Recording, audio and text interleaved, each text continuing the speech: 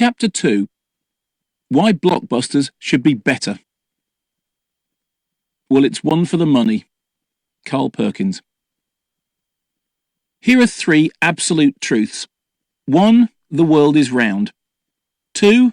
We are all going to die. 3. No one enjoyed Pirates of the Caribbean at World's End. Oh, I know loads of people paid to see POTC 3, as I believe it is known in the industry, and some of them may claim to have enjoyed it. But they didn't. Not really. They just think they did. As a film critic, an important part of my job is explaining to people why they haven't actually enjoyed a movie, even if they think they have. In the case of POTC 3, the explanation is very simple.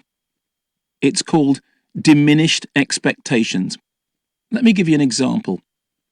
When I was a student in Manchester, I lived in a place called Hume, a sprawling concrete estate of industrially produced deck-access housing that had been declared unfit for families in the mid-70s and had subsequently descended into oddly bohemian squalor.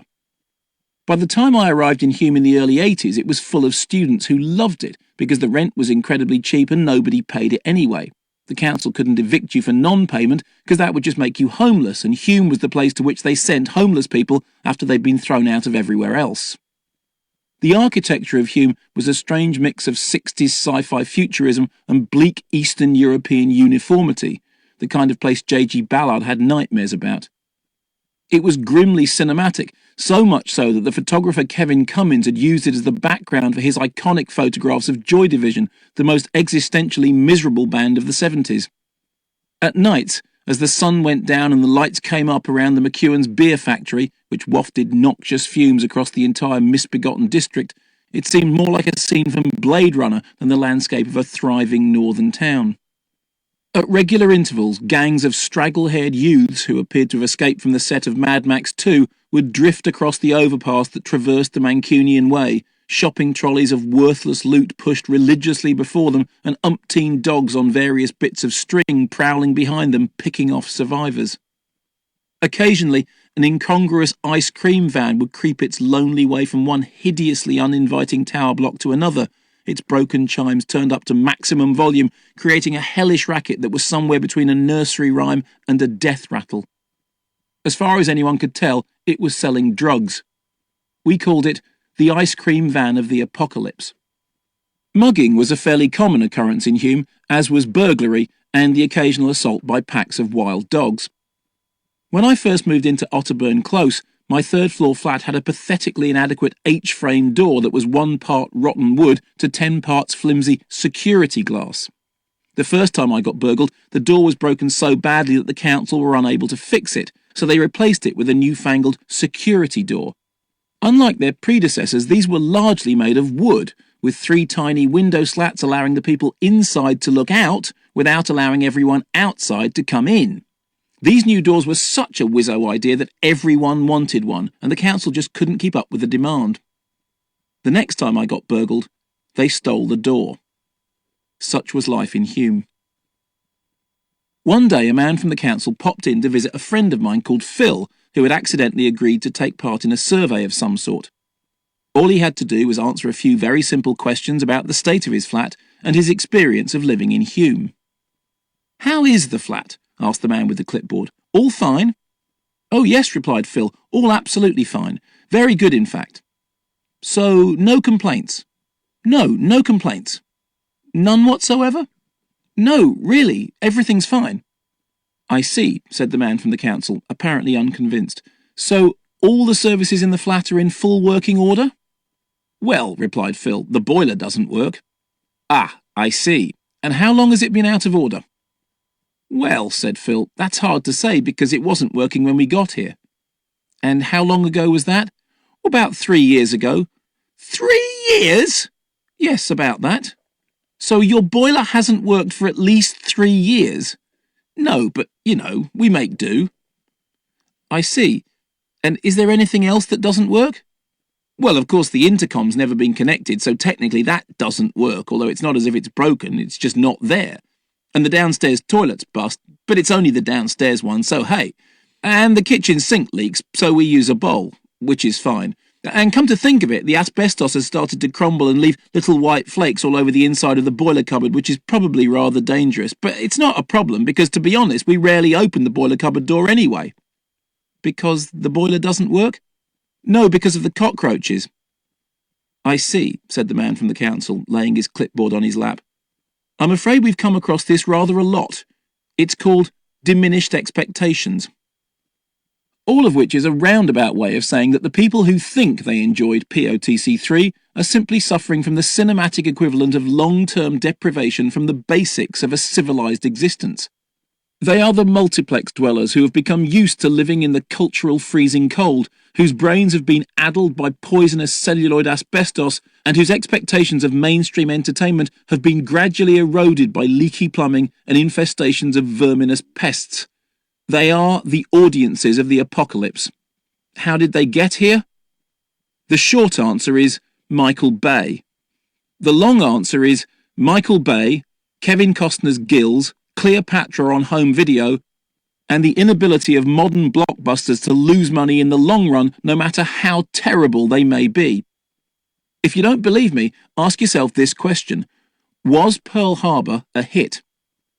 The answer, obviously, ought to be a resounding no. For, as even the lowliest of amoebic life forms can tell you, that film was shockingly poor in ways it is almost painful to imagine. For one thing, it is un film de Michael Bay, the reigning deity of all that is loathsome, putrid and soul-destroying about modern-day blockbuster entertainment. There are tons of people who hate me, admits Bay, who turned an innocuous TV and toys franchise into puerile pop pornography with his headache-inducing Transformers movies. They said that I wrecked cinema, but hey, my movies have made a lot of money around the world. If you want kids' movies in which cameras crawl up young women's skirts while CGI robots hit each other over the head, interspersed with jokes about masturbation and borderline racist sub-minstrelsy stereotyping, then Bay is your go-to guy. He is also, shockingly, one of the most commercially successful directors working in Hollywood today. A hitmaker who proudly describes his visual style as fucking the frame, and whose movies appear to have been put together by people who have just snorted 2 tons of weapons-grade plutonium. Don't get me wrong, he's not stupid. He publicly admitted that Transformers Revenge of the Fallen was below even his own poor par. His exact words were, "When I look back at it, that was crap." After leading man and charisma vacuum Shia LaBeouf declared that he wasn't impressed with what we did. But somehow Bay's awareness of his own film's awfulness simply makes matters worse. At least Ed Wood, director of Plan 9 from Outer Space, thought the trash he was making was good. Bay seems to know better, and if he does, that knowledge merely compounds his guilt. Down in the deepest bowels of the abyss, there is a 10th circle of hell in which Bay's movies play for all eternity, waiting for their creator to arrive, his soul tortured by the realization that he knew what he was doing. But I digress. Back to Pearl Harbor. In early 2001, Pearl Harbor was the most eagerly awaited blockbuster of the summer season.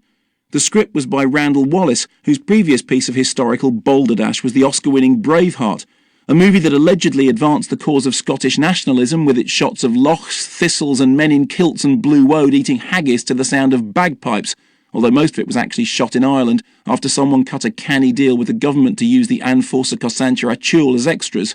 Viva William Wallace. As a writer who appears to have a flimsy grasp of history, and who would have us believe that it's possible for men to deliver defiant speeches whilst having their intestines removed on a rack, Wallace was the perfect choice to pen a movie about the worst military disaster in US history in which America wins.